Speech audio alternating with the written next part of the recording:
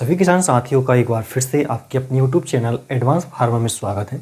किसान साथियों, उम्मीद करता हूं आप सभी बहुत अच्छे होंगे। यदि आप चैनल पर पहली बार आए तो चैनल को सब्सक्राइब कर वीडियो को लाइक कर दीजिएगा और अपने मित्र को शेयर कर दीजिएगा।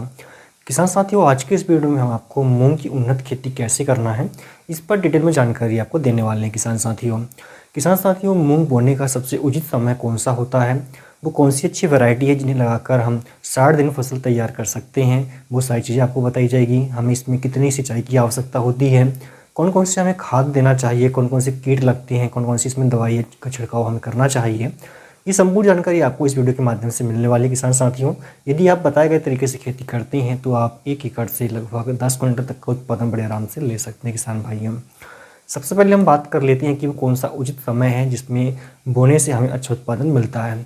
किसान साथियों, मूंग की फसल के लिए ज़्यादा तापमान की आवश्यकता होती है।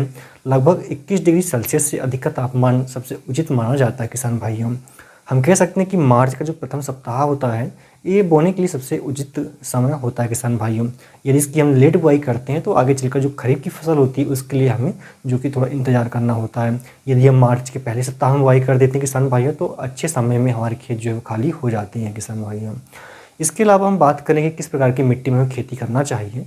तो हम सभी प्रकार की मिट्टी में मूंग की खेती कर सकते हैं। आपको ध्यान रखना है कि मिट्टी का जो पीएच मान है वो 6 से 7.5 के बीच में होना चाहिए। इस बीच में हमें अच्छा उत्पादन मिलता है। किसान भाइयों, यदि हम कुछ उन्नतशील किस्म की बात करें अगर, तो हम PDM की 139 के जो वैरायटी आती है सम्राट के नाम पर, इसे लगाकर अच्छा उत्पादन ले सकते हैं। ये वैरायटी मात्र 60 दिन में पककर तैयार हो जाती है। किसान भाइयों, इसके अलावा किसान भाइयों स्टार 444 के नाम से जो वैरायटी आती है वो भी काफ़ी अच्छी है, अच्छा उत्पादन देती है। इसमें पीला मोजक वायरस की समस्या बहुत कम देखने को मिलती है। किसान भाइयों, जब भी हम खेती तैयारी कर रहे हो किसान भाइयों, तो हमें कुछ बातों का ध्यान रखना चाहिए। पुरानी फसल के जो अवशेष है किसान भाई, पहले उन्हें हमें पूरी तरह से नष्ट कर देना है। इसके अलावा किसान भाइयों, हमें खेती अच्छे से तैयारी करना है। कल्टीवेटर के माध्यम से हमें इसकी मध्यम गहरी जुताई करवाना है। ज़्यादा गहरी जुताई करवाने की हमें आवश्यकता नहीं होती है। किसान भाइयों, इसके अलावा खेत के चारों तरफ हमें साफ़ सफाई करवाना है। साफ़ सफाई अगर रहती है किसान भाइयों, तो खेतों में कीट और रोग लगने की संभावना कम हो जाती है।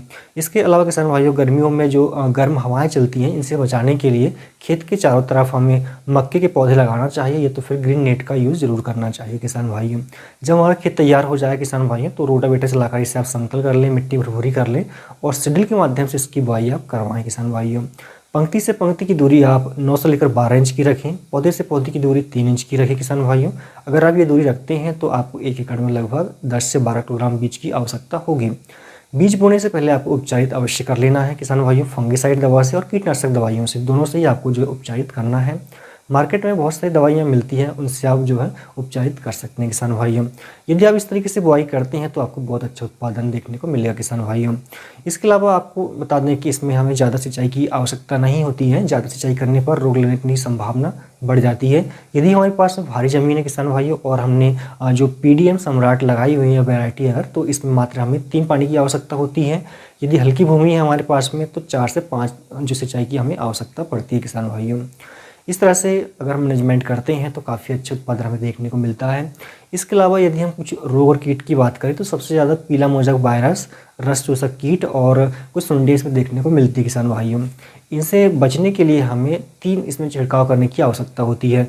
तीनों बार हमें कीटनाशक दवाइयाँ और फंगिसाइड दवाइयों का यूज़ करना चाहिए। किसान भाइयों, मार्केट में बहुत सारी फंगिसाइड दवा और कीटनाशक दवाइयाँ अवेलेबल है, उनका यूज आप कर सकते हैं। इसके बाद हम बात करें खाद की, तो हमें खाद प्रबंधन किस तरीके का रखना चाहिए। तो मूंग में पैसे तो ज़्यादा खाद की हमें आवश्यकता नहीं होती, लेकिन जब हम बुआई कर रहे हो किसान भाई, तो बेसल डोज के रूप में हमें 1 एकड़ में 2 बैग SSP डालना चाहिए, 20 किलोग्राम पोटाश डालना चाहिए और 20 किलोग्राम यूरिया डालना चाहिए। इसके अलावा जिंक सल्फेट का भी हमें यूज़ करना चाहिए 4 किलोग्राम प्रति एकड़ के हिसाब से। इन सभी को मिश्रित करके या फिर इन सभी को मिलाकर जो है खेतों में बिखेर दें, उसके बाद में बुआई करें, तो आप देखेंगे कि आपकी जो फसल है बहुत अच्छे से विकास करेगी और बहुत अच्छा उत्पादन आपको मिलेगा। किसान भाइयों, इसके अलावा एक और समस्या देखने को मिलती है, वो है खरपतवार की। किसान भाई खरपतवार को अपने बुआई के माध्यम से नियंत्रित कर सकते हैं। यदि आपके खेतों में ज़्यादा खरपतवार उगते हैं तो आप बुआई के 72 घंटे के अंदर पेंडामेथ्रिन का छिड़काव करवाएं। 1 लीटर 1 एकड़ के लिए पर्याप्त होती है। तो इसमें जो खरपतवार होते हैं चौड़ी पत्ती के, सांकड़ी पत्ती के, तो वो नहीं होंगे। इसके बाद यदि फिर भी खरपतवार आपको दिखते हैं तो जब फसल आपकी 25 से 30 दिन की हो रही है तो उस समय आप निराई गुड़ाई के माध्यम से इसे कंट्रोल करवा सकते हैं। किसान भाइयों, मूंग की खेती में किसान भाई बहुत कम लागत आती है। 1 एकड़ में संपूर्ण लागत की हम बात करें तो मात्र 10 से 12 हज़ार की लागत आती है। और उत्पादन की हम बात करें तो यदि आपने बहुत अच्छे से खेती की है, समय समय पर हर चीज़ का प्रबंधन रखा है किसान भाइयों, तो 1 एकड़ से 10 क्विंटल तक उत्पादन आप ले सकते हैं किसान भाइयों। तो उम्मीद करता हूँ जानकारी आपको पसंद आई होगी। वीडियो पसंद आए तो लाइक करके शेयर कर दीजिएगा।